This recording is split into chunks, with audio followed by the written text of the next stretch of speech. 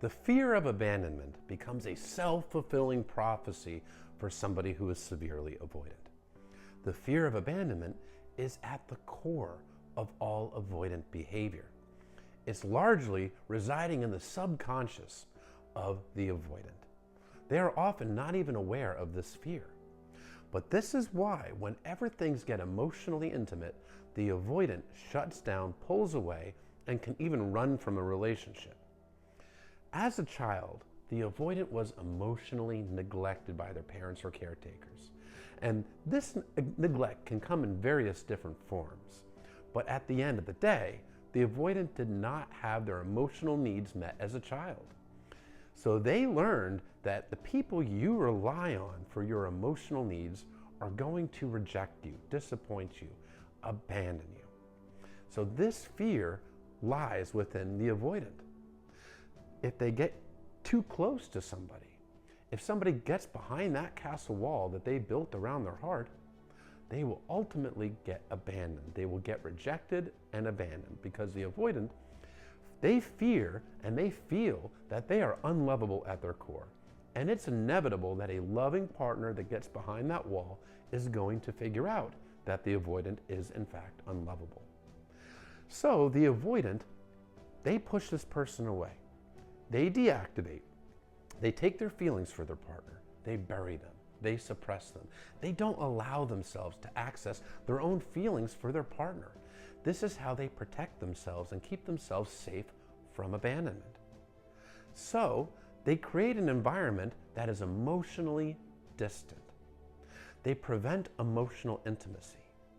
And they do deactivating strategies to keep their partner at a distance.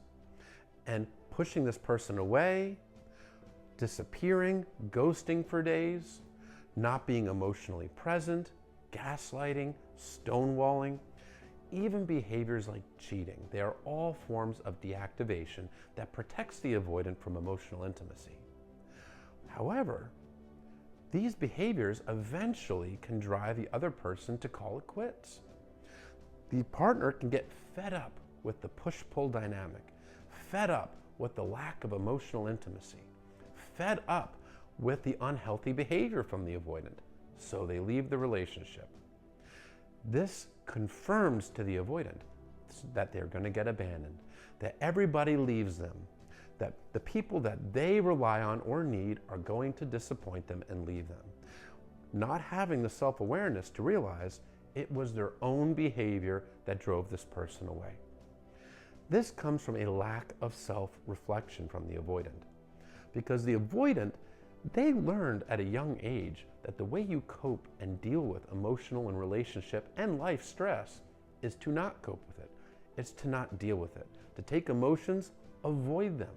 Not to process them, but to bury them. To run from problems, not to face them. Self-reflection is the polar opposite of avoiding. Because when you self-reflect, you're facing your feelings, you're processing them, you're reflecting on your behaviors, you're reflecting on how your behavior impacts others, you're reflecting on your role in certain dynamics. It is the absolute opposite of avoiding. So because the avoidant does not self-reflect, they are not taking accountability for their role in the failed relationships. So from their perception, people abandon them. People hurt them. That if they get into a relationship, if intimacy builds, they will get hurt. And it becomes a self-fulfilling prophecy. They fear abandonment so much that they create an environment where it's impossible to maintain a healthy relationship with them, so their partners leave and thus confirm the abandonment. These are the situations when the avoidant is not the one that actually does the discard, when they're not the one that actually completely ends the relationship. Often they do something called a slow fade, where they just pull back and pull back and pull back and pull back, and then the other person ends the relationship, and then the avoidant goes, see, I knew I was going to get left. And the cycle can go over and over and over and over again with either the same partner or a different one. It's a complete lack of self-awareness that comes from a complete lack of self-reflection, and they make it a self-fulfilling prophecy. The avoidant can change this. They can end the cycle. but they have to want it. And they have to want it badly enough to do the work, which of course includes deep self-reflection and should include therapy with a licensed psychotherapist, and an absolute commitment to a change in behavior, which can be challenging because when triggers come up, it's easy to revert to old reactive mechanisms. But with some willpower, the avoidant can learn to repeat some new behaviors. The human mind learns in repetition, so the more you repeat something different, the more automatic that new behavior becomes.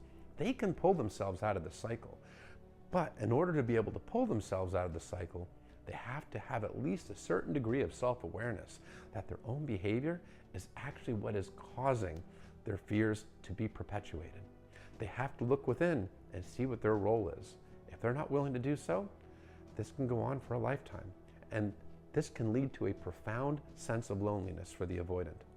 But it's their own doing. You can't fix them. They have to want to fix themselves.